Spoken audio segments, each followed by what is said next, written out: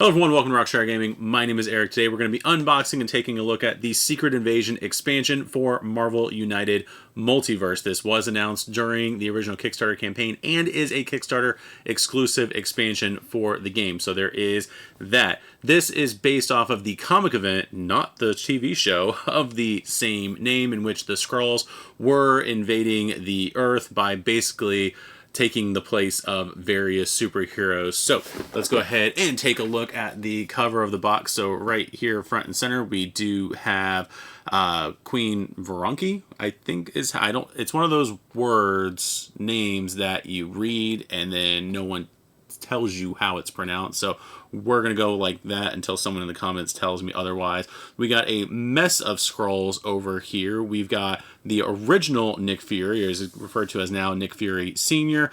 We've got Quake, we've got Maria Hill, and then we've got the Clinton Barton version of Ronan. I did actually have to go back and look and see which Ronan was active during that time. The Kickstarter page does say it's Clint Barton, but I went back and actually looked at the event itself to see who it was. So we're going to go ahead and take a look, like I said, at the box art right there. Then we've got some artwork there and some artwork and whatnot there. And then we've got the back of the box with Ronan, Nick Fury Sr., Quake, Maria Hill, Queen, Veronki. Again, still don't know. And then scroll, and scroll. So this introduced, there's a mode in here where you basically, I believe, have all four of these scrolls on the board. So there is that. Let's go ahead and read here. The shape-shifting Skrulls have always had their eyes on Earth. Their previous conquest attempts failed, but now they've hatched a more insidious plan, a secret invasion. Skrulls disguised as superhumans implanted themselves into almost every team. Nick Fury and his trusted S.H.I.E.L.D. team have their work cut out for them to sort out friend from foe and foil the plans of the Skrull Queen. I need glasses. So anyway, so there is that. So let's go ahead and open this up. So let's go ahead and take one last look at the box now that the plastic is off right there. We do have the OG Nick Fury on here. There is another Nick Fury, which is a completely different character that is in the original stretch goal box. That Nick Fury, I'm assuming, is now Nick Fury Jr., even though it's very obvious it's the MCU Nick Fury. This is the original comic book Nick Fury right here on the cover. So we do have that for those who are not versed in the comics getting these boxes and whatnot. So let's go ahead and take a look here at what we've got. So we do have the little leaflet. This is just a leaflet right here. Welcome to S.H.I.E.L.D. Advanced Training Card. So it does talk about, I believe there's a location in the game that does have smaller cards that you get to use throughout the game. So we do have our characters right here, all of that stuff. And then we've got the turn sequence for the Skrulls, how to use them in team versus team modes, super villain mode, Queen Veronki, her special rules, and how to use her in team versus team mode. So we do have all of that right there. Let's go ahead and open up our locations. So let's see there. Yep, let's take that off there. And then we do have, looks like 4 locations. We do have the peak right here.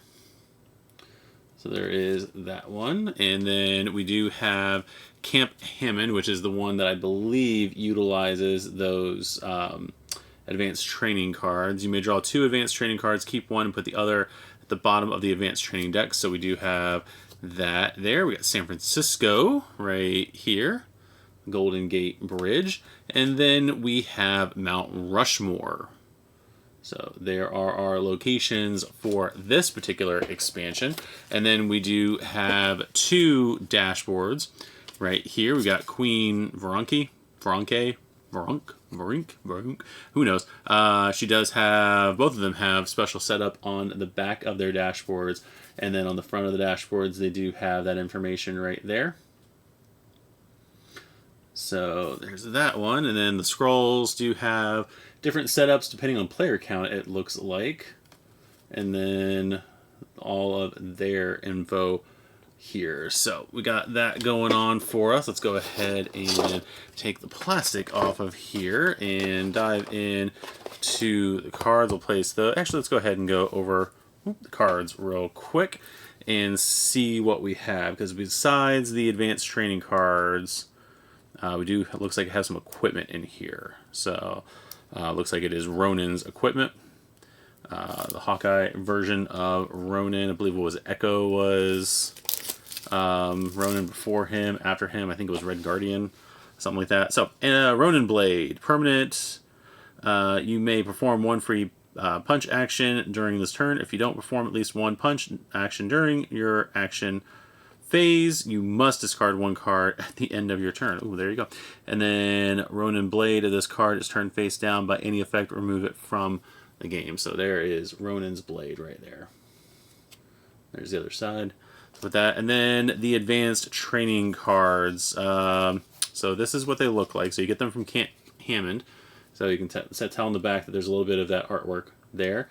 And then there is an example of the card right here. So this one is agility training, there's close combat training, strategy training, endurance training, first aid training, precision training, technical training, teamwork training, one involving punches, one involving heroics, reflexes training, patrol training, two different patrol trainings, apparently doing opposites with the thugs and civilians, interrogation training, psychological training, and finally solo training. So we got that going on there. So that's going to be our advanced training cards. And then we'll take a look at the big giant deck cards right here, which is going to house all of our different cards. And there are 2 wells in this box. So again, as I've stated or pointed out in previous unboxings, this one should have no problem holding sleeved cards if you are going to be inclined into keeping this particular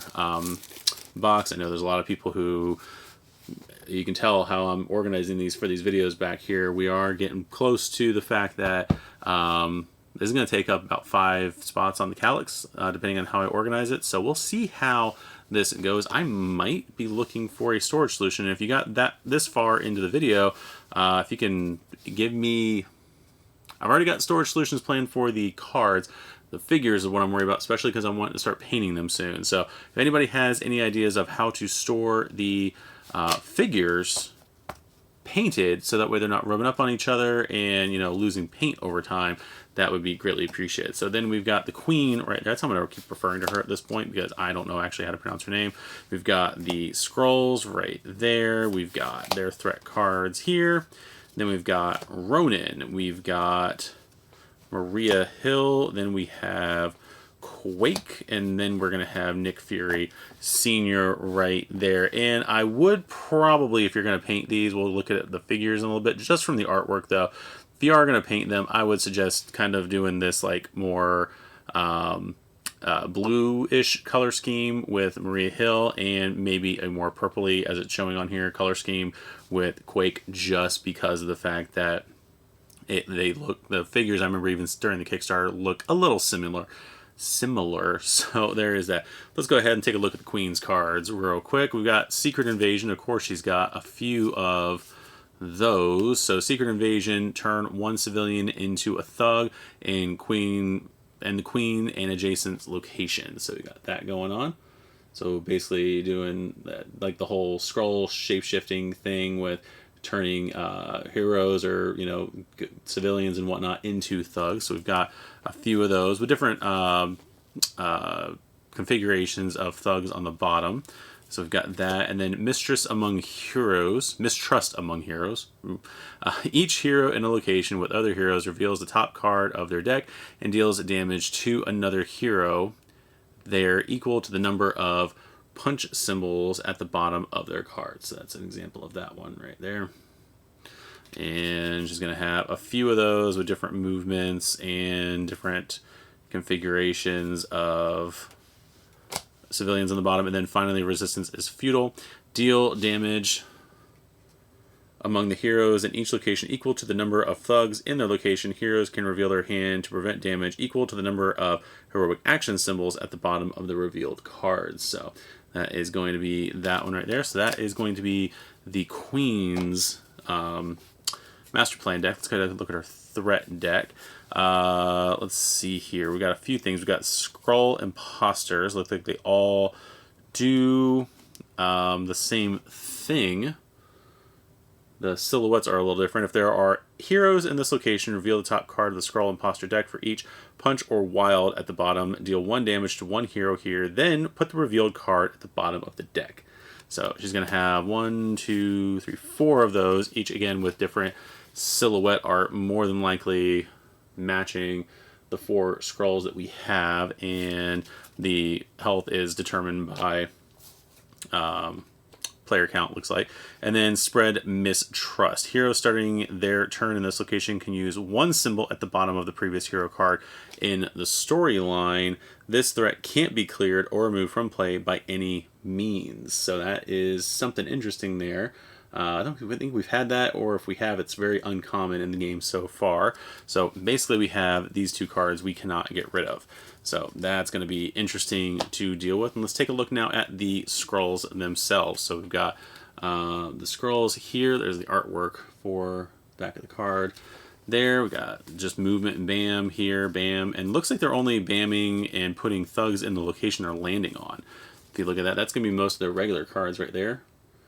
So that's going to be pretty interesting. And then as we keep going through the deck, we do have hiding in plain sight right here. Turn all thugs in each scroll's location into civilians. If there are no thugs there, add 1 civilian instead. So looks like it's doing the opposite of what some of the Queen's cards are doing. And then we got the opposite card right here. Scroll Deception. Turn all civilians in each scroll's location into thugs. If there are no civilians there, add 1 thug instead. So that's going to be the opposite. So basically we're either turning thugs into civilians or civilians into thugs with the scroll deck. Threat cards. Advanced Scroll Technology, we got 2 of those. Heroes taking damage in this and both adjacent locations take 1 extra damage. So we got that. As long as this threat is in place, scrolls can't be damaged if there is more than 1 hero at their location. And then finally, thugs and the changing people, thugs and civilians in this and both adjacent locations can't be defeated or rescued. So there is that. So that is going to be all the villains in the game so far. So we basically are adding two things to fight, but model-wise, we're adding 5 new scrolls into the game if you count the Super Scroll from the Fantastic Four box. Now let's go ahead and take a look at Ronin, our new version of Hawkeye, which is cool because you can play this version, I guess, with Kate Bishop if you want to, or you can play the regular Hawkeye with Kate Bishop if you want to team them up. So let's go ahead and take a look at his special cards. Focus on Revenge. You cannot take any damage until the beginning of your next turn. So that's pretty cool. Right there. And then we've got Master Assassin. Double punch against a single target in your location.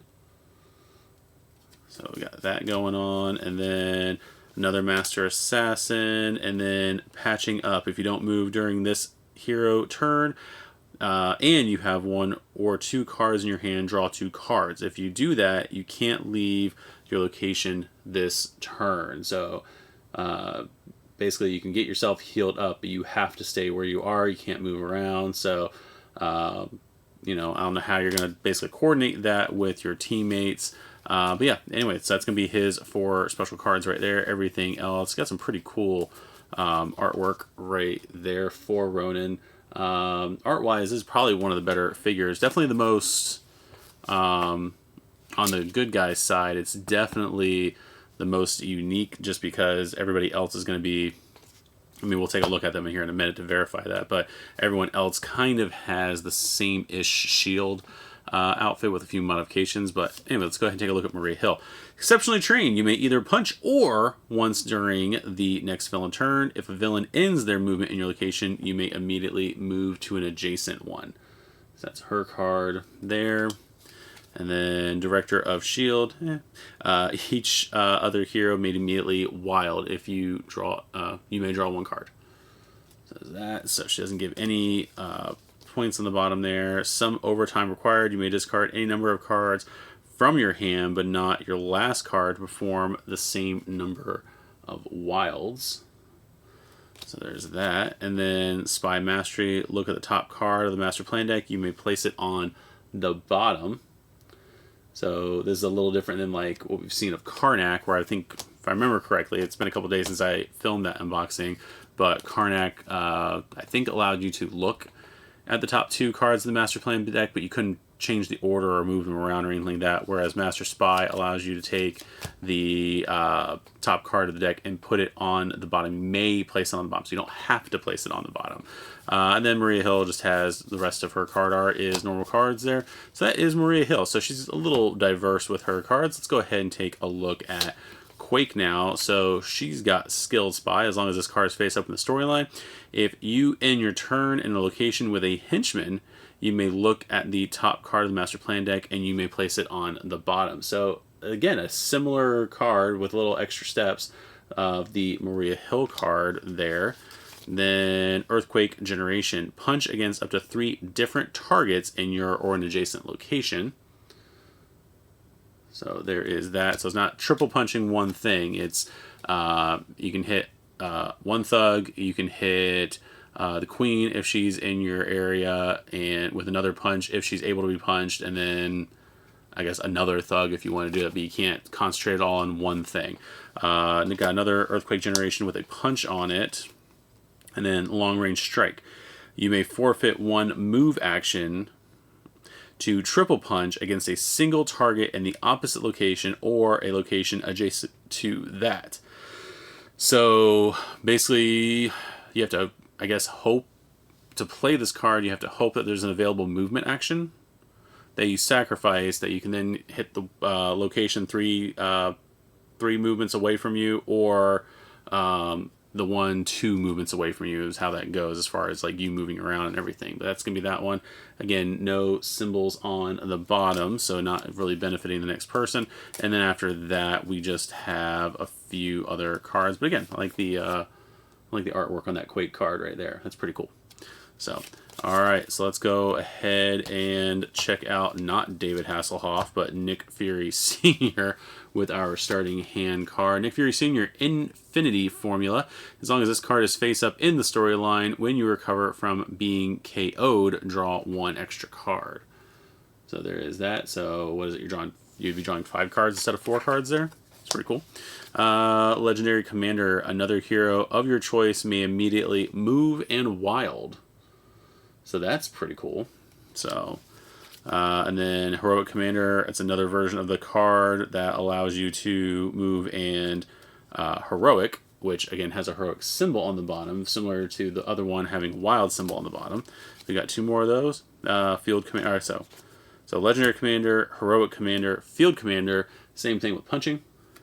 And then we've got, oh, we don't have a movement version, so there's not a double movement one. So that was something. You could almost, way this kind of looks, you could almost synergize this with Quake in that regard to give Quake a movement, and then that she can sacrifice that movement in order. What card was it? Where is it? Yeah, for the Long Range Strike, you could almost combine these two, like I said, and sacrifice. Fury's giving you the movement. Oh, no, I guess you can't do that because you can't do this on your turn. Never mind. I'm stupid. So that would have been cool, though.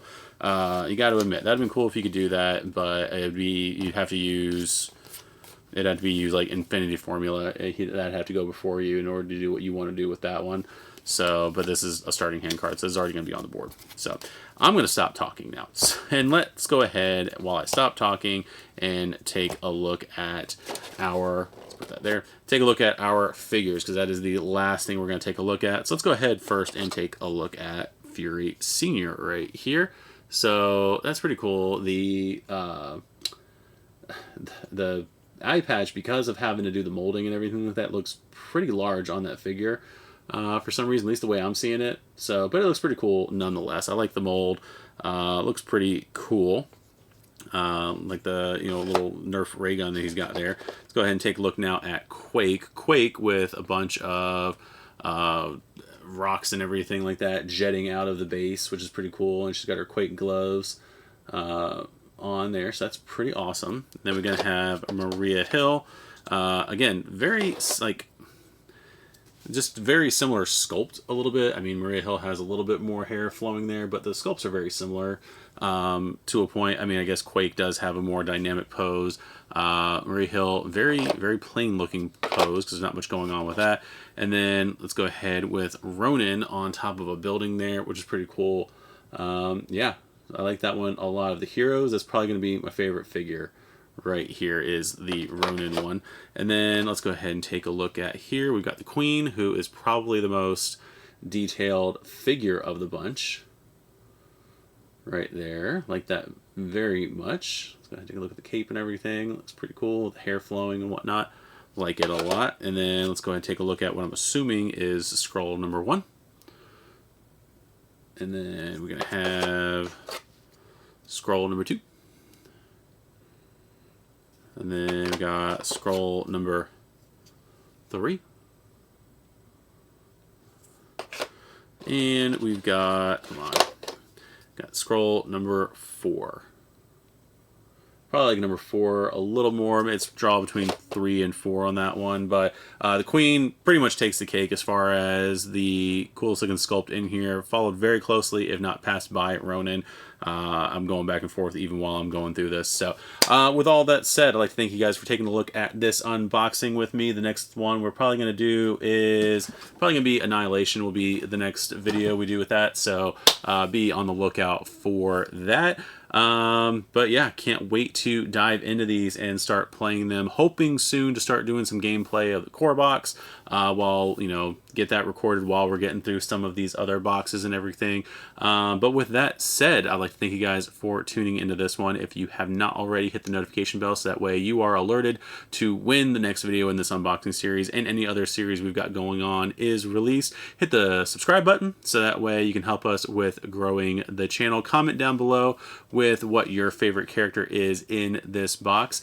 And yeah, so we're gonna see you guys in the next video. I've been somebody. I've been Eric. This has been Rockshire Gaming Secret Invasion expansion for Marvel United Multiverse. Bye bye.